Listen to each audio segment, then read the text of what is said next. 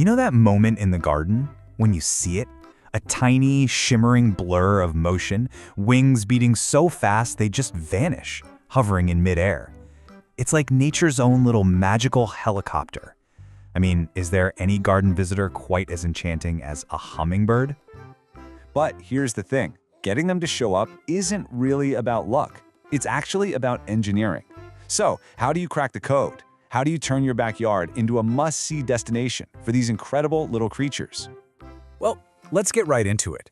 The secret is surprisingly simple, but it's also incredibly specific. It all boils down to a two-part formula: the color red and a tubular shape. If you get this combo right, you're not just planting pretty flowers, you're literally building a high-octane fueling station. So why this exact combination? I mean, why red? Why not purple or yellow? And why that long, skinny shape instead of a big, open flower? To really get it, we need to dive into the brilliant science that's been playing out for millions of years. And the key word here is co-evolution. You see, nothing in nature really happens by accident. These birds and these specific flowers have been in a deep partnership, evolving together, each one shaping the other to help it survive. It's really a beautiful evolutionary dance. Okay, so let's break down part one, the color. This is just fascinating. Bees and birds see the world completely differently. To a bee, a bright red flower might as well be invisible. It just doesn't register. They're tuned into blues, purples, and yellows. But for a bird, with its amazing color vision, that same red flower is like a giant neon sign screaming, "Hey, over here, the good stuff is right here." And this quote just nails it. That red color is basically an exclusive invitation. The flower is putting up a sign that says, "Sorry bees, this high-energy nectar is reserved." It's a genius strategy to make sure its most important partner, the bird, gets all the goods without having to share. So what about the second part of the formula, the shape? Well, the flower tucks its valuable sugary nectar way down deep inside a long tube. A bee or a fly just can't get to it. But for a hummingbird or a sunbird, that long, delicate beak and its incredible, extendable tongue are the perfect key for this lock. It is a one-to-one, perfect physical match. All right, so now that we get the why, let's get practical. How do you actually put this formula to work in your own garden? I'm going to give you 4 powerhouse plants that are pretty much guaranteed to turn your yard into a sanctuary. First up, the absolute #1 must-have plant, the firebush. I mean, they don't call it the hummingbird bush for nothing. This thing is a total workhorse. It's tough, it can handle a drought, and it pumps out those perfect orange-red flowers almost all year long. It's like the 24/7 diner that never closes.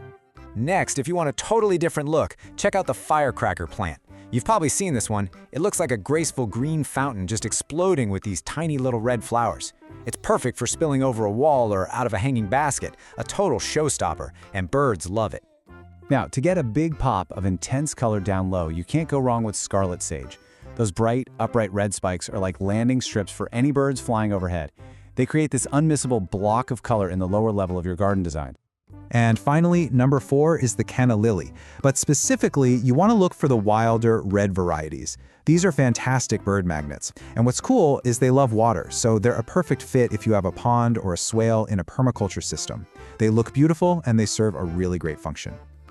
Okay, let's take a quick but really important detour here. This is especially for all of you watching from Thailand and Southeast Asia. You might be thinking, hang on a second, we don't have hummingbirds here. And you know what? You are absolutely right. But you have their amazing ecological twin. Here's what you need to know. Hummingbirds live in the Americas. In Asia, you've got the gorgeous sunbird, or Nak Kin Pli. The biggest difference in how they eat? Hummingbirds are famous for hovering, right? Sunbirds like to just perch on the stem. But look at that last row, the shared diet. They're both after nectar from red tubular flowers. So the best news is, all those plants we just talked about, they work perfectly for both. Okay, so you've got the science and you've got your plant list. Let's move into our last section and just lock it all in with 3 simple design rules that will absolutely maximize your chances of success. Rule number 1, plant in big groups or masses. A single red flower is easy to miss, but a big patch of red is a giant bullseye that can spot from way up high. Rule 2, make sure you have continuous bloom. Mix and match your plants so that something is always flowering. If the food source dries up, the birds are going to go somewhere else. And rule 3, this is the golden rule, no chemicals. Just avoid them. Pesticides will kill the little insects that these birds absolutely need to feed their babies. So just remember, when you're doing this, you're not just making your yard look pretty. As the source material puts it so perfectly, you are building a fueling station for some of nature's hardest working creatures. You're actually participating in the ecosystem right outside your door. So what's the big takeaway from all this? Well, your mission, should you choose to accept it, is actually really clear.